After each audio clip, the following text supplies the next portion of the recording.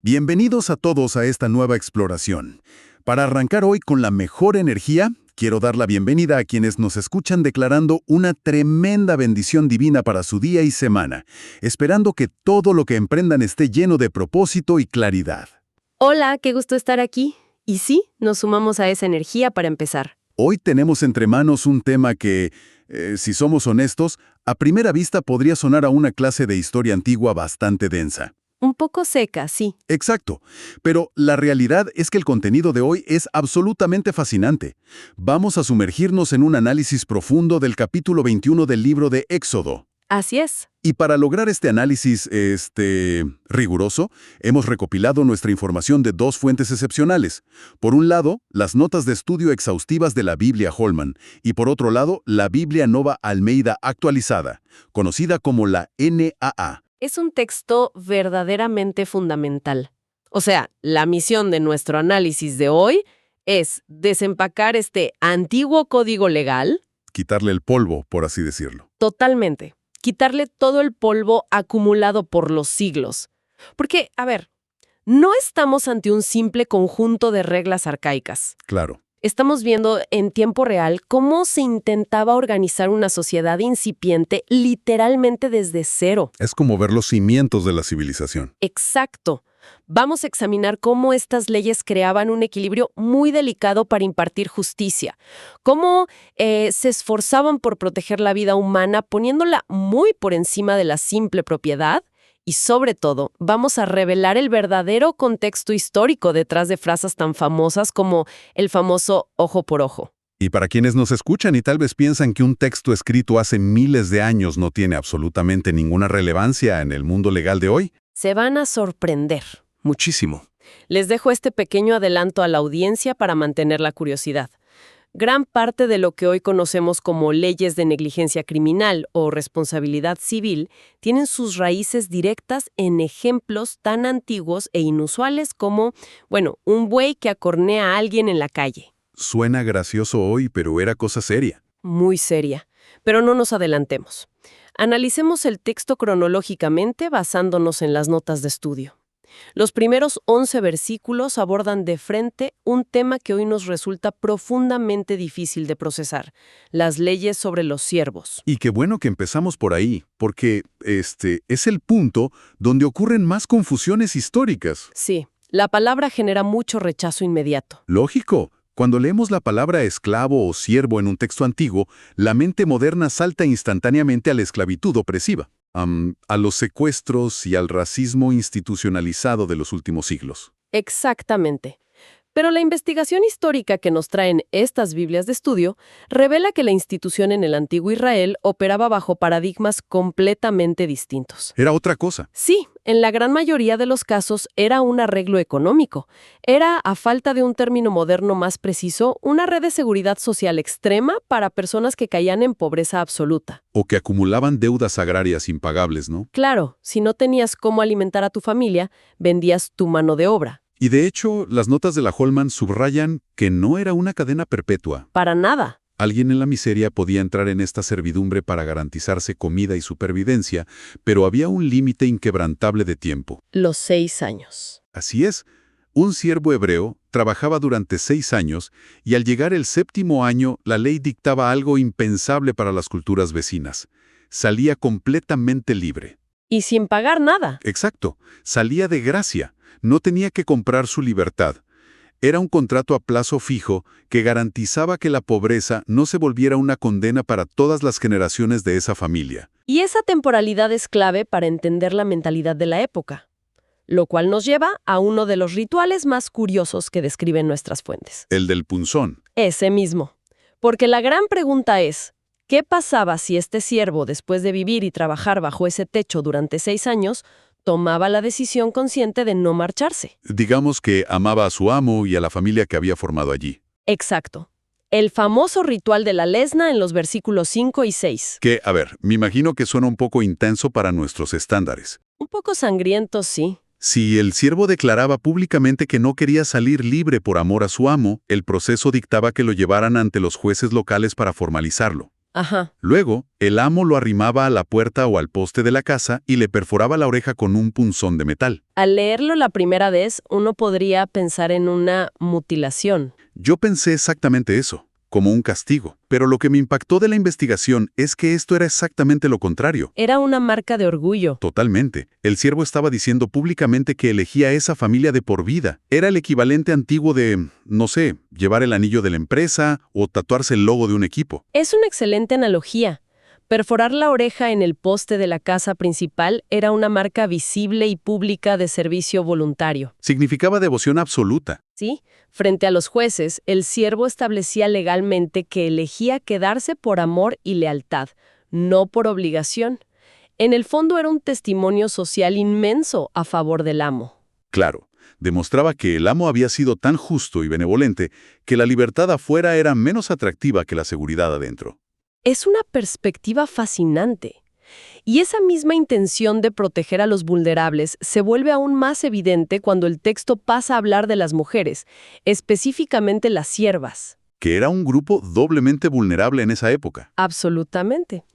En una época donde las mujeres solían ser tratadas como simples bienes de intercambio, esta ley intervenía agresivamente para evitar su explotación. A ver, las fuentes mencionan escenarios muy concretos. Sí. Si un hombre de buena posición compraba una sierva con la intención original de tomarla como esposa y luego ella simplemente no le agradaba, O sea, cambiaba de opinión, lealtad inaceptable. así es, tenía que permitir que la familia de ella la rescatara. Y la protección iba todavía más lejos, metiéndose en la dinámica interna de las familias. Hay un escenario donde el amo decide casar a esta joven sierva con su propio hijo. Ahí la ley le exigía explícitamente tratarla con todos los derechos y el honor de una hija biológica. Dejaba de ser una sierva para convertirse en familia. Y si el hombre más adelante decidía tomar otra esposa, la ley le prohibía estrictamente disminuir la alimentación, la vestimenta o los derechos conyugales de la primera mujer. Esa es la parte que me parece más radical de este código. Porque si fallaba en proveer esas tres cosas, la mujer quedaba libre inmediatamente, sin que nadie tuviera que pagar un centavo de rescate. Y para entender por qué esto es tan revolucionario, pensemos en otras culturas de la misma época. Si un amo abusaba de sus siervos, a lo mucho había multas comerciales, porque se trataba de propiedad. Claro, era daño a la propiedad. Pero aquí no. Aquí la mujer recuperaba su humanidad y su libertad total frente a la ley si no era tratada con la dignidad básica que merecía. Le ponían barreras legales a los abusos sociales. Y ese mismo respeto radical por la vida humana marca una diferencia enorme en cómo trataban los crímenes violentos, que es el tema de los versículos 12 al 17. La distinción entre asesinato y accidente. Exacto, una distinción que hoy damos por sentada, pero que en aquel entonces requería una precisión inmensa. Matar intencionalmente merecía la pena de muerte, de forma inevitable. Pero si era un accidente genuino, Las notas de estudio usan una frase muy poética para el accidente. Dicen, si Dios permitió que cayese en sus manos. qué interesante forma de decirlo. En ese caso, la persona no era ejecutada, sino que habría un lugar específico de refugio. Que luego serían las ciudades de refugio. Así es. Un sistema ingenioso diseñado para proteger a alguien que causaba una muerte accidental, dándole un lugar seguro para vivir y evitando que la familia del fallecido tomara justicia por mano propia. Para evitar las famosas guerras de sangre. Exactamente. Pero hay un dato crucial de las fuentes, sobre la premeditación. El altar de Dios no proveía ningún tipo de asilo para un asesino calculador. El altar no es un escondite libre de consecuencias. Para nada. La instrucción es clarísima. El homicida premeditado debía ser arrancado físicamente incluso de los cuernos del mismísimo altar para enfrentar su ejecución. Sin importar qué tan sagrado fuera el lugar. Y las fuentes nos recuerdan que esto se aplicó históricamente. El caso de Joab es el mejor ejemplo. El comandante militar. Sí, Joab, sabiendo que era culpable de asesinatos a traición, corrió al templo y se aferró a los cuernos del altar, esperando inmunidad divina. Y no le funcionó. No, esto demostraba que los espacios sagrados no debían ser manipulados. No podías cometer un crimen atroz, a sangre fría, y luego usar el templo como escudo. La santidad de la vida humana destruida estaba muy por encima de la inmunidad del santuario. Es un precedente poderosísimo. Y hablando de crímenes atroces, la investigación nos revela otros delitos que compartían la pena de muerte junto con el homicidio. Uno es el secuestro. Entendido como robar a una persona para venderla. Claro, que tiene todo el sentido considerando que la servidumbre debía ser voluntaria y temporal. Pero hay otro delito capital que resalta: maldecir o golpear severamente al padre o a la madre. Suena desproporcionado a primera vista. Exacto. Seamos analíticos. Hoy en día, golpear a un padre en una riña familiar y cometer un asesinato premeditado en la calle parecen crímenes de una magnitud completamente diferente. ¿Por qué los ponían al mismo nivel? Es una excelente observación que nos obliga a entender cómo veía esta cultura la estructura social. En el antiguo Israel no había estado de bienestar, ni policía local, ni escuelas. La familia era todo. Era el núcleo absoluto de la supervivencia física y de la transmisión de los valores. Por lo tanto, atacar a los padres no era visto simplemente como una rabieta doméstica. Era alta traición. Exacto. Era visto como un acto que amenazaba con derribar la base misma de la civilización. Básicamente, si permitías que el tejido familiar se fracturara con violencia tolerada hacia los padres, toda la estructura nacional colapsaba. Atacar a los padres era equiparable a atacar la autoridad misma de Dios, quien instituyó el orden familiar. Totalmente. Eso le da muchísimo más sentido a la severidad de la regla. Y esa misma intención de limitar la violencia se aplicaba cuando el tejido social se rompía en la calle con peleas comunes en el siguiente bloque de leyes. Los famosos escenarios de peleas. Imaginen a dos personas discutiendo, uno golpea al otro con una piedra o con el puño. El herido no muere, pero tiene que quedarse en cama, y luego solo puede caminar con un bastón. La ley es muy específica ahí. Mucho. El agresor no es ejecutado, pero está obligado a pagar por todo el tiempo perdido de trabajo de la víctima y por todos los gastos médicos hasta que sane completamente. Digo de las demandas por daños y perjuicios. Una solución muy pragmática. Bastante moderna para su época. Sí, pero justo después de esta regla tan lógica, el texto introduce uno de los escenarios más complejos y debatidos de toda esta sección legal en los versículos 22 al 25. El caso de la mujer embarazada. Uf, sí. Imagínese la escena en casa. Dos hombres están en una pelea violenta, hay un caos absoluto, y accidentalmente golpean a una mujer embarazada que está cerca. Este pasaje es uno de los más debatidos por los académicos, y las notas de estudio de la Biblia Holman y la NAEE aprofundizan muchísimo en el idioma original para tratar de explicarlo. Para nuestra audiencia vamos a presentar las dos posturas que nos dan las fuentes con total imparcialidad porque el debate es fascinante. El texto dice que si a causa del golpe ocurre un parto prematuro, pero no hay, cito, daño grave, el culpable paga una multa impuesta por el esposo y aprobada por los jueces. Pero el gran dilema surge si sí hay un daño grave. Y aquí el hebreo antiguo genera dos posturas académicas muy firmes. Así es. Por un lado, tenemos una interpretación donde algunos estudiosos sostienen que el término daño grave se refiere exclusivamente a la madre. Ajá. Bajo esta óptica, si el bebé nace prematuro y no logra sobrevivir, se considera una pérdida de potencial de la familia y se resuelve con la multa financiera. Pero si la madre muere... Si la madre muere por los golpes, entonces entra en vigor la ley del talión para el agresor. Vida por vida. El castigo recae sobre el daño a la mujer. Esa es la primera postura. Por otro lado, la segunda gran interpretación académica sostiene que el texto original hebreo busca proteger explícitamente la vida en el útero. Exacto, una visión más amplia. Según esta visión, la palabra daño aplica tanto a la madre como al feto sin distinción. Por lo tanto, si el bebé muere debido al trauma de la pelea, la ley exige exactamente el mismo nivel de castigo por esa vida. Vida por vida. Como vemos, los expertos difieren fuertemente sobre el alcance de las palabras. Pero lo indiscutible, según las fuentes, es que el daño grave detonaba la regla legal más famosa del mundo. El texto sentencia: darás vida por vida, ojo por ojo, diente por diente, mano por mano, pie por pie. El famosísimo ojo por ojo, o la ley del talión. Y espera, déjame detenerte ahí un segundo, porque tenemos que aclarar esto. Cuando cualquier persona hoy escucha ojo por ojo, piensa en venganza pura y salvaje. Un mundo brutal. Uno se imagina a la gente arrancándole los ojos a sus vecinos por problemas de linderos, pero leyendo las notas de estudio me di cuenta de algo increíble. Esto en realidad nunca fue una instrucción para mutilar literalmente a las personas. Para nada. Eso es lo que la cultura popular suele interpretar mal. El ojo por ojo no era una licencia sádica para la venganza personal. Entonces, ¿qué era? Era un principio legal dirigido específicamente a los jueces.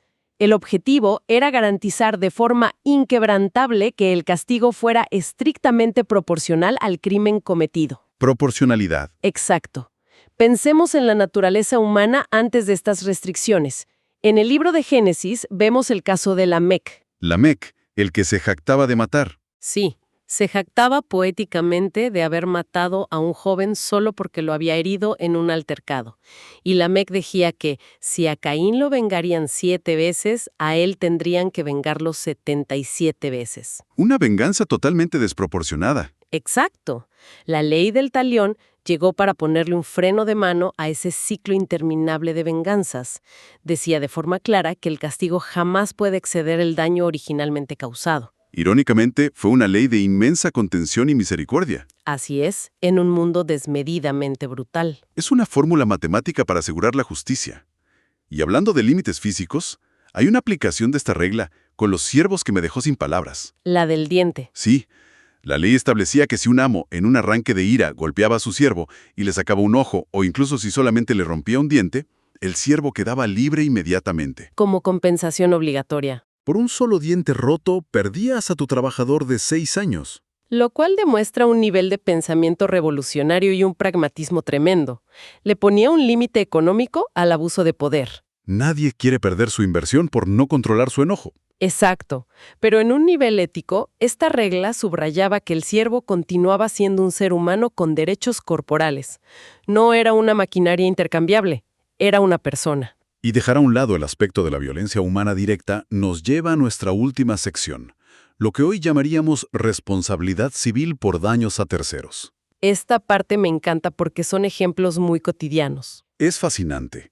Vemos el nacimiento de la negligencia criminal a través de ejemplos que suenan un poco rústicos, lidiando con bueyes peligrosos y pozos destapados en el campo. Empecemos con la regla del buey. A ver, el texto dice que si un buey cornea a una persona y lamentablemente la mata, el animal debe ser apedreado, y su carne no se come, pero el dueño es absuelto.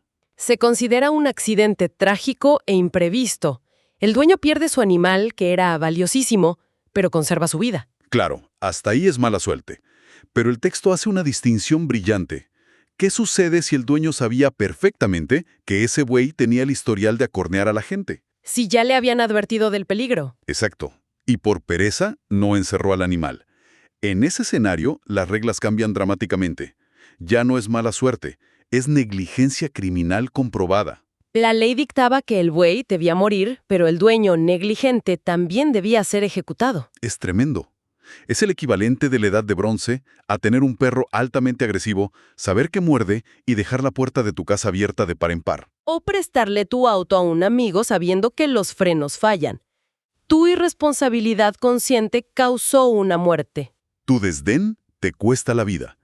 Aunque las notas de estudio aclaran que había clemencia, la familia de la víctima podía no exigir la sangre del dueño, sino imponer un rescate. Una compensación altísima para salvar su cuello. Y hay un detalle económico. Si el buey mataba a un siervo en lugar de a un hombre libre, el dueño debía pagar 30 siclos de plata, el precio estándar de un trabajador. Y el buey igual era apedreado. Mantienen la restitución, pero no eliminan el castigo por la irresponsabilidad. Y esta lógica se aplica también a daños solo a propiedad. Como lo de los pozos. Exacto. Nuestras fuentes explican que si alguien cava un pozo y negligentemente lo deja abierto y cae el asno de un vecino y muere, la solución es matemática. El dueño del pozo paga el valor monetario íntegro del animal al vecino. Y se queda con el cadáver para aprovechar el cuero o la carne. Y si el buey de un hombre mata al buey de otro en un choque completamente accidental, Venden el buey vivo, dividen el dinero en partes iguales y dividen también el animal muerto.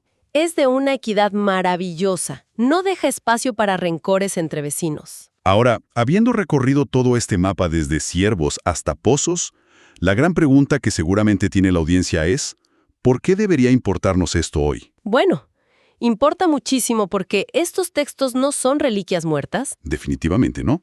representan los primeros intentos sistemáticos de la humanidad por estructurar la justicia, por diferenciar legalmente entre un accidente inevitable y la negligencia que destruye vidas. Demuestran un sistema ético. Así es.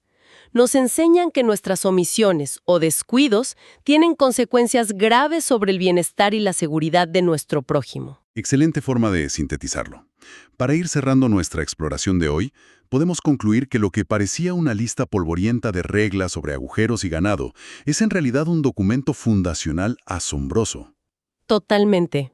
Es un código legal audaz, que se atrevió a limitar la venganza tribal, exigió una proporcionalidad estricta para la justicia y estableció protecciones inauditas para los más vulnerables, otorgando derechos a los siervos y a las mujeres. Ha sido un descubrimiento tras otro. Ciertamente lo es, y me gustaría dejar a la audiencia con una reflexión final. Adelante. Si estos textos milenarios utilizaban ejemplos cotidianos, como dejar un pozo abierto o un buey agresivo, para obligar a las personas a ser responsables del bienestar físico y económico de los demás, ¿cuáles serían los bueyes acorneadores y los pozos abiertos en nuestra sociedad moderna? Gran pregunta. Pensemos en los algoritmos sin regulación de las redes sociales que dañan la salud mental, en la contaminación corporativa de ríos, o en lanzar al mercado productos apresurados con fallas de seguridad, que también reflejan nuestros sistemas legales y nuestras actitudes personales de hoy, ese principio ancestral de proteger la vida muy por encima de las simples ganancias financieras. ¿Qué pregunta tan incisiva y necesaria para llevarnos a la reflexión durante el resto de la semana? Nos obliga a mirar nuestro entorno moderno buscando esos bueyes sueltos que estamos ignorando. Bueno, hemos llegado al final de nuestro tiempo en este profundo recorrido de hoy. Se nos fue volando. De verdad que sí. Queremos agradecer inmensamente a nuestra audiencia por acompañarnos en este análisis detallado. Ha sido un viaje verdaderamente fascinante y enriquecedor cruzando la historia antigua, el derecho y la justicia social. Muchas gracias por escuchar. Me despido de todos con mucha gratitud, recordándoles siempre esto para sus vidas. Dios bendice a todos los oyentes. Hasta la próxima exploración.